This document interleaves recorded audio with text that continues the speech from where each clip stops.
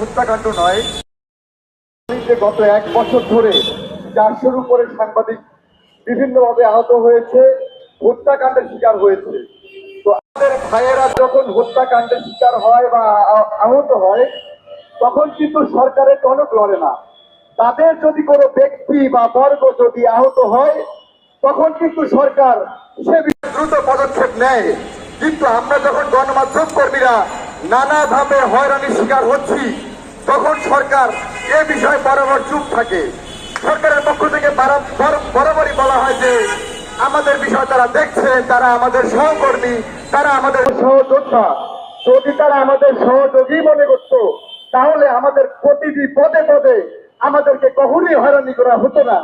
আমরা যদি বলি যে প্রতিটি ইস্যু বা প্রতিটি ঘটনায় প্রতিটি সাংবাদিক নানাভাবে হয়রানির শিকার হয়েছে, গত কয়েকদিনের ইতিহাস যদি আমরা ঘাটাঘাটি করি, বিভিন্ন মাধ্যমে গণমাধ্যম কর্মীরা হয়রানির শিকার হয়েছে।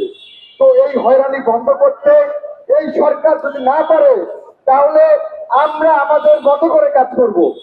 আমরা বরাবর সরকারকে সাপোর্ট দিয়ে এসেছি এবং বরাবর বলে এসেছি, ঠিক আছে আপনারা আপনাদের মতো করে চলেন, কিন্তু যখন আমরা বিভিন্নভাবে যে কোনো সৎ কাভার করার ক্ষেত্রে হয়রান শিকার হচ্ছি, তখন আমরা কিন্তু আর বসে থাকবো না।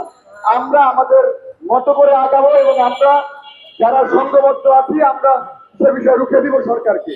সে বিষয়ে আমাদের বার্তা একদমই স্পষ্ট বলি আমরা। তো এই ছিল আমার কাছে। ধন্যবাদ ভাইকে। আমরা সবাই